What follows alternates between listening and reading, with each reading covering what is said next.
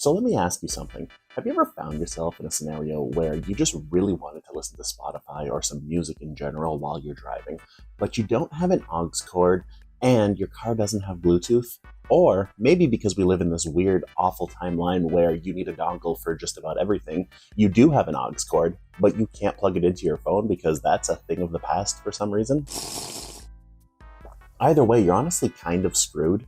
There isn't really an option other than listening to just the regular FM radio, but like, what is this? 1930s? No, thank you. Well, Spotify kind of had you covered at one point with this really weird product I never heard anyone talk about. This is the Spotify car thing, and that's actually its name, like the car thing. A part of me loves it because it's such a stupid name. Like, it doesn't convey anything that the product does. It's a thing for your car, I guess, but if I asked you if you wanted a car thing, I don't think you would be thinking of a music player when you heard that. Aside from the name, though, I gotta be honest, there isn't a lot here that I love about this product. So, the Spotify car thing really doesn't make any sense to me. It seems to be for an incredibly niche audience of people who are driving a car that doesn't have Bluetooth but does have an aux jack. And I can't imagine that there's many people driving these cars still, because for reference, I used to drive a 2012 Kia Sedona minivan, and that thing now is over 10 years old, and that had Bluetooth in it. It's harder and harder to find a vehicle that doesn't have Bluetooth in it. I know that at the end of the day, I kind of end up speaking from a place of privilege because to me, everybody has Bluetooth these days. I know it's not the truth overall, but I can't imagine that there's a large enough number to justify Spotify to invest a crazy amount of money into a device like this. It just really doesn't make any sense to me why they would want to make this. Because not only is this market already quite small, the market's only going to get smaller and smaller over time, due to the fact that really a car is going to last you 12-ish years at the most before major repairs start showing up, and it's honestly just cheaper to get another car. And the odds that you're going to be getting a car that is either the same age as that car or even older are pretty slim. So more and more people, even if now they're not driving a car with Bluetooth, they're going to be driving a Bluetooth car at some point. Now, if there was one feature I had to bring up that I do think is kind of interesting with the car thing, it's the fact that it's got this really big knob on it. Because at the end of the day, when I'm driving home, there's nothing I like more than to hold a big knob in my hand.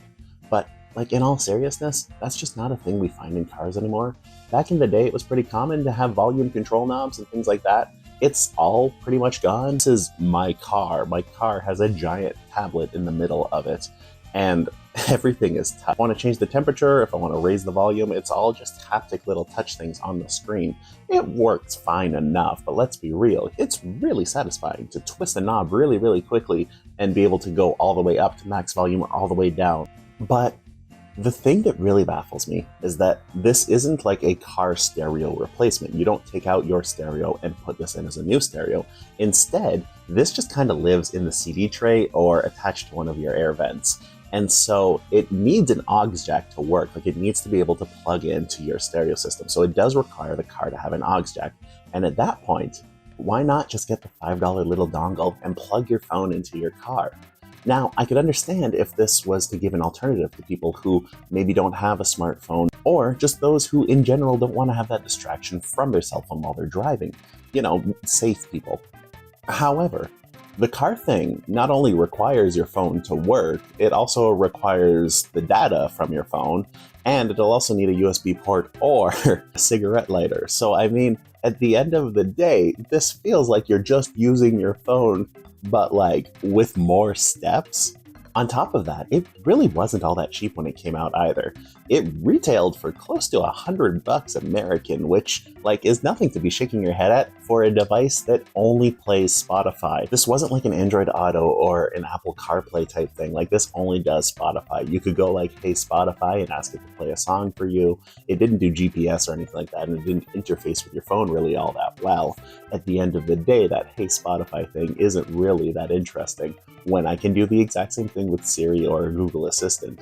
Not to mention, with that crazy high steep price, if you have a car that doesn't have Bluetooth, honestly, you could get an FM transmitter for like 15 or 20 bucks that you just plug into your phone and you can listen to it through the FM system, like at a way cheaper price, and it does the exact same thing plus all the benefits of a phone. So really, Like, there was no reason to buy this. And I wasn't the only person who was left really confused by this, because nobody wanted to buy this thing. So this went for sale last year in February of 2023. And the thing is, like, it's kind of surprising that it came out last year because nobody knows that it even existed. And that's because it was only sold for 5 months. That was absolutely nothing. And Spotify invested $32 million into this. That's a lot of money to be throwing at something that honestly just didn't make any sense. Like, try to imagine how that sales pitch must have gone over at corporate Spotify. Yes, come on in. And, who are you, sorry? Hi, yeah, I'm the guy from engineering that you called up to see. Oh, right, sorry, my mistake, of course. And you're here with that new project, right? Let's hear all about it.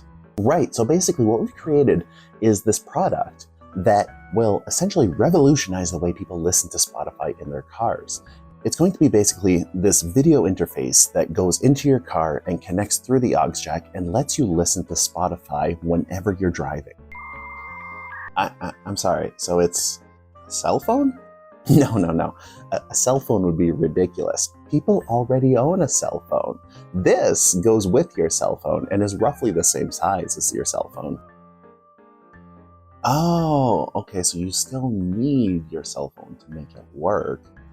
So it's an accessory for the cell phone that takes up space in your car, leaves dangling wires all over the place, and you still need to bring your cell phone with you in order to make it work? Right, no, but I don't think you're following. It's an accessory to the phone. It lets you listen to Spotify in a car that might not have Bluetooth but does have an aux jack, and it's only $89. Did I mention, by the way, that not only can you raise and lower the volume, but you can also cycle through menus with a ridiculously big knob that will take up about 25% of the screen size? Oh, well, why didn't you lead with that? That's genius. Yes, here's $32 million. Have fun. To be totally frank, if there was like a Bluetooth knob that I could put into my car, that would be great. However, for $89, yeah, it's a tough sale. I'm gonna have to pass on something like that. It's so baffling to me that this was one of Spotify's leaps into hardware because honestly, Spotify's got a lot of money. They're backed by Google now, and so you would think that they could bring out something kind of interesting, and you would think that they had the marketing power or the research power to figure out, hey, this is going to be a bad product, like we should pivot to something else. But at the end of the day, they didn't. And that's just a little piece of forgotten tech that I really wanted to share. I hope you enjoyed this video. It's short, it's a little bit different. I had a lot of fun making it. Let me know if you learned something. Let me know if you had one of these and what your thoughts were if you owned one of them. At the end of the day, if you enjoyed it, feel free to like, subscribe, all that kind of stuff. But I can't tell you what to do. I just hope that you have a good one.